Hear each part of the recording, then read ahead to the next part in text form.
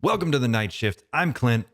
Let's talk about aliens. If you have not been following the Sean Kirkpatrick saga that's been unfolding online over the last week, then man, are you in for a treat because this thing is really heating up. It looks like there's a little bit of a flame war taking off between Sean Kirkpatrick and Chris Mellon. So, if you're not familiar, Kirkpatrick is the former director of AARO. AARO stands for the All Domain Anomaly Resolution Office. Now, what is that? The All Domain Anomaly Resolution Office, here's Kirkpatrick right here, is an office that was set up within the Department of Defense on a mandate from Congress. And their job was to investigate, or is to investigate, using rigorous scientific analysis, claims about sightings of UFOs, UAPs, both contemporary and historical claims, right? So that's their job. Kirkpatrick was the director.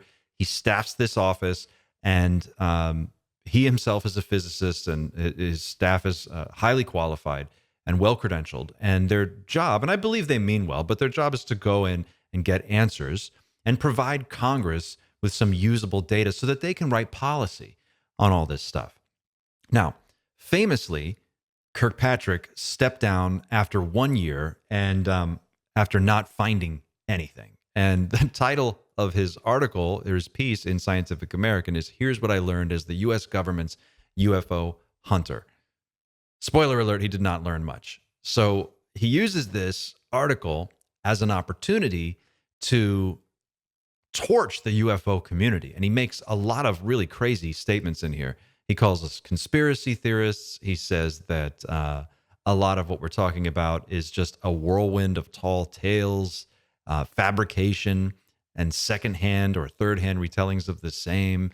There was a social media frenzy that made it impossible for him to do his job because everybody was so wrapped up in all the sensationalism around this that he just couldn't get to the answers. And here it is. He says, conspiracist story goes something like this.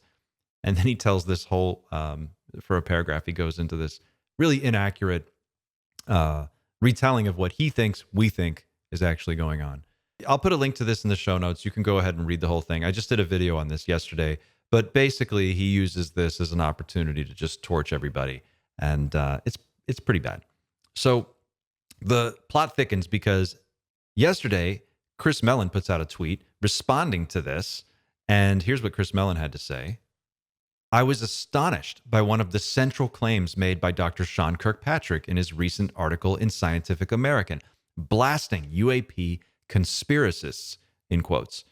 Specifically, his claim that as of the time of my departure, none, let me repeat, none of the conspiracy-minded whistleblowers, in quotes, in the public eye had elected to come to AARO and provide their evidence, in quotes, and statement for the record, despite numerous invitations. I'm baffled because in an effort to assist his investigation, I introduced Dr. Kirkpatrick to the former director of the ATIP program, Lou Elizondo, as well as Dr. Eric Davis and Dr. Hal Puthoff. Each of these prominent voices associated with the ATIP program spent hours briefing Dr. Kirkpatrick in a classified setting. Ooh, none have received any feedback.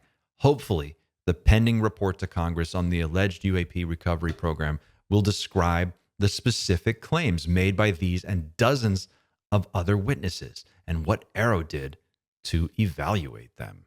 Wow. Okay, so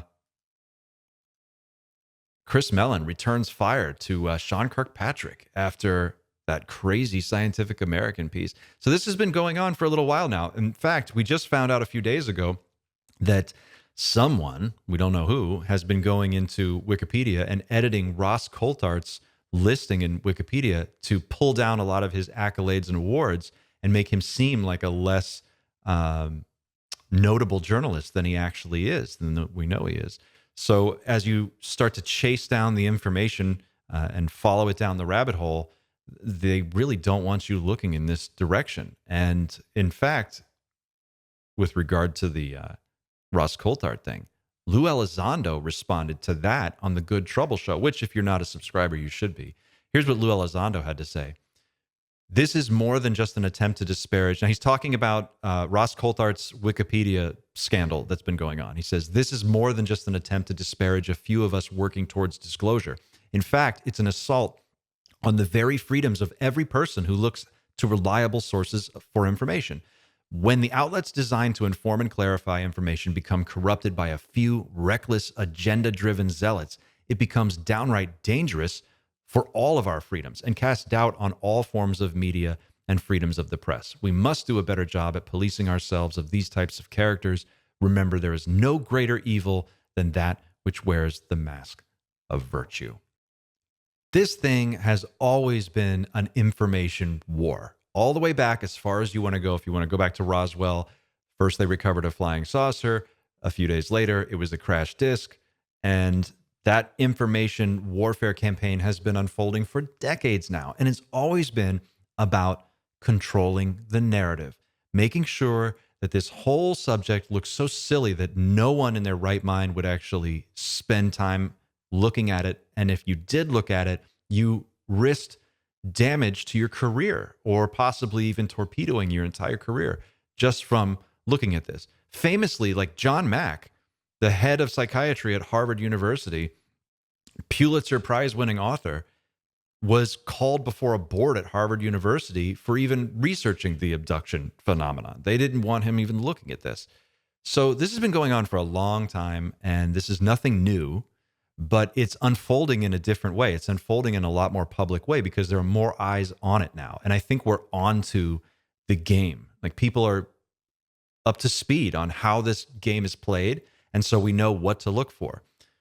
What we're seeing here is an information civil war that is spilling out into the open. I believe within the military-industrial complex, there are multiple factions that are all kind of quietly competing with one another.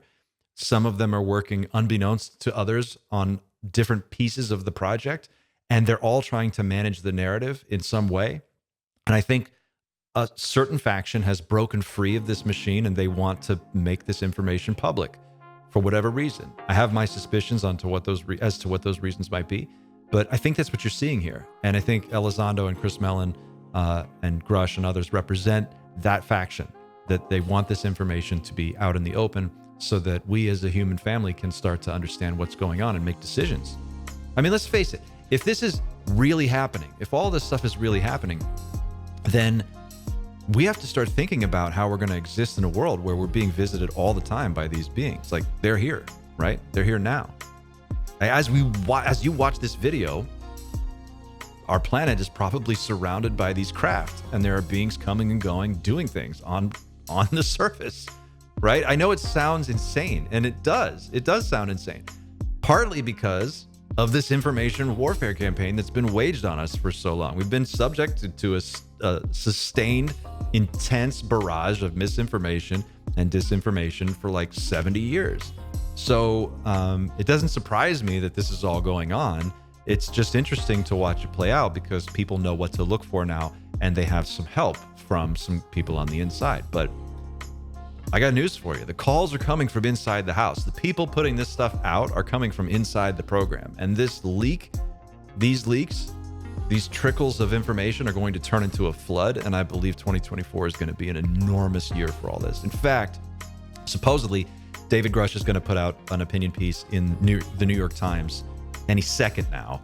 And I can't wait to see how he responds to Kirkpatrick.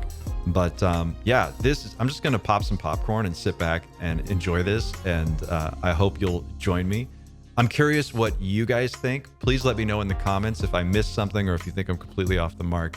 And let me know if you like the show. I love the positive comments. You guys have been fantastic. You've been so supportive. And our channel is small, but it's growing, and it's growing fast. And I really appreciate that. I owe all of that to you guys. I show up here every day. I try to put in the hard work and make it interesting, make it fun, and try to keep it as level-headed as I can. So please help me do that. And if you're not already a subscriber, consider subscribing. I can use all the help I can get. It is a heavy lift to do this, and it means a lot to me when you subscribe. It really, truly does. Thank you for watching. Thanks for being a part of Team Night Shift. I'll see you on the next one. Until then, keep looking up.